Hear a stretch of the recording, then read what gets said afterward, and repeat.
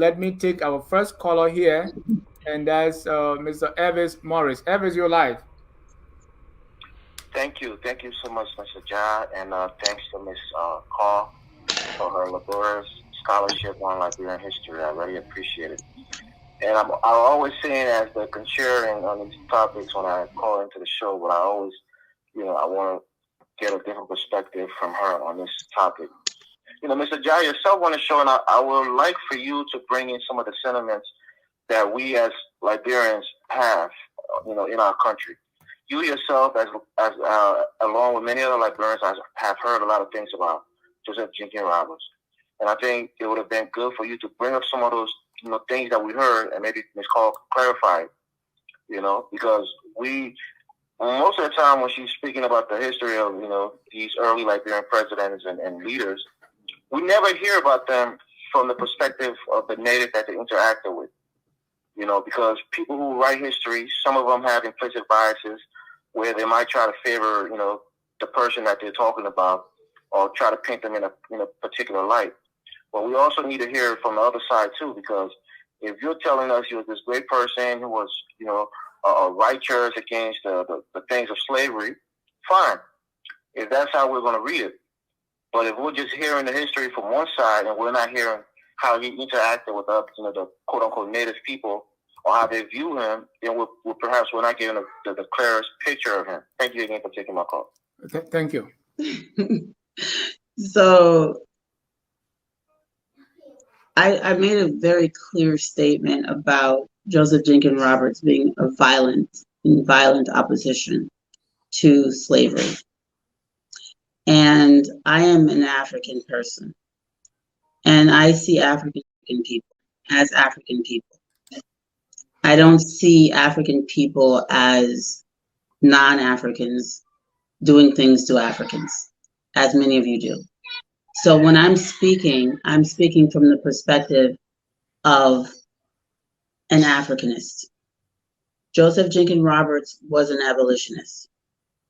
Joseph Jenkins Roberts liberated people who were in shackles, being prepared to be sold. And he did so by raising arms against their captors. These are facts of history. These are facts that are documented not only by Roberts, but also by the slave traders themselves who hated him. So as an Indigenous woman who had relatives,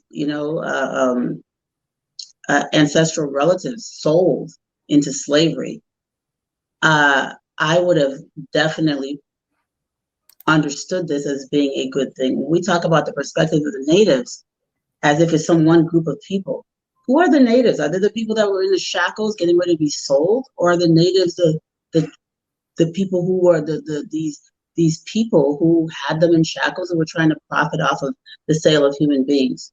So which native perspective are we talking about here? So the slave dealers didn't like the settlement. So many of the monarchs and the distance traders hated the settlement. And it wasn't really about religion. It was about these people want to stop the slave trade. But guess what? The majority of human beings that we refer to as natives welcomed the settlement because it was liberating them. And this is what Liberians continue to confuse. It is absolute common sense. If you're in the midst of a circumstance where one of the dominant means of trade and wealth is to loot and maraud villages and towns and grab innocent young people, usually children and women, and sell them into slavery, what about their perspective? We talk about things being covered up in history. The biggest cover up in history is indigenous, what we call native people, literally erasing the chattel slavery and the wars that occurred amongst ourselves and painting this erroneous, false picture of some homogeneous group of people called natives who all had the same mind and the same perspective. There were victims, there were perpetrators, there were villains, there were heroes.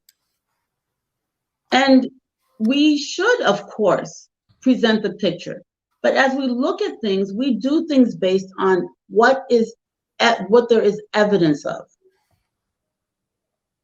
And the evidence points out that Roberts, as I rightfully stated, pandered to the sponsors, the financiers of the American colonial ACS, the American Colonization Society. At the same time, Roberts being a